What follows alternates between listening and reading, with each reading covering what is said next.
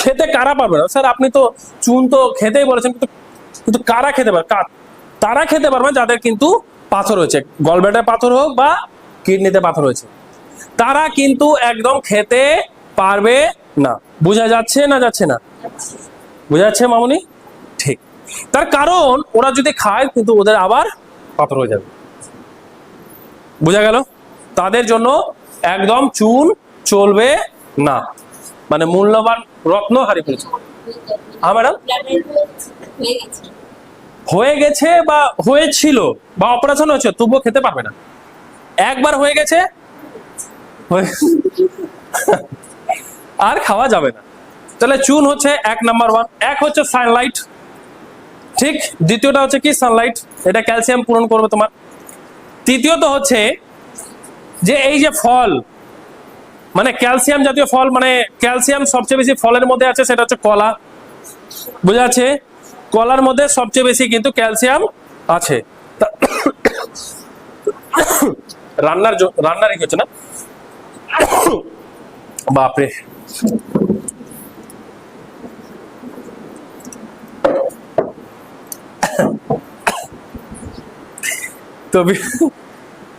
তো বলছে কলার মধ্যে সবচেয়ে বেশি ক্যালসিয়াম আছে, দ্বিতীয়ত মৌসুমি, কমলা লেবু এইসবের মধ্যে। অর্থাৎ দোকান থেকে ওই সব কি যেন ওই সব প্যাকেজিং কি ফ্রুট সব জুস কি পাওয়া যায়, ওটা না কিনে বাবু স্কুল আসার পথে সে ফলগুলো কিনে নাও না, দুপুরবেলা খেয়ে নাও। কেন আলতু ফালতু জিনিস খাবা? আমি একটা কোল্ড ড্রিঙ্কস এর ভিডিও দিয়েছি, সেইভাবে দিয়েছি, পুকুরিয়া হাই স্কুলের। ওরে বা, হাই রে হাত তালি ছেলে মেয়ে একদম।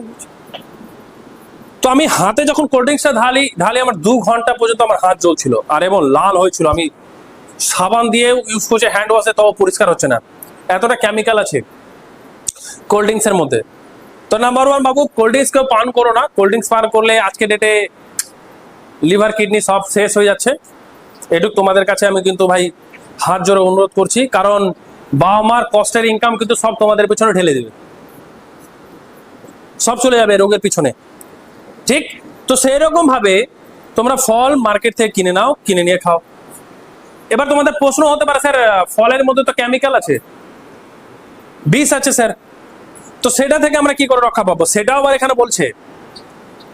আজ থেকে 50 বছর 100 বছর ওনারা যখন বই লিখেছেন না ঋষিমুনিরা, আজ থেকে 4000 10,000 বছর পর কি হতে পারে সেটাও ক্যালকুলেশন করে অনুমান করে লিখে দিয়েছেন।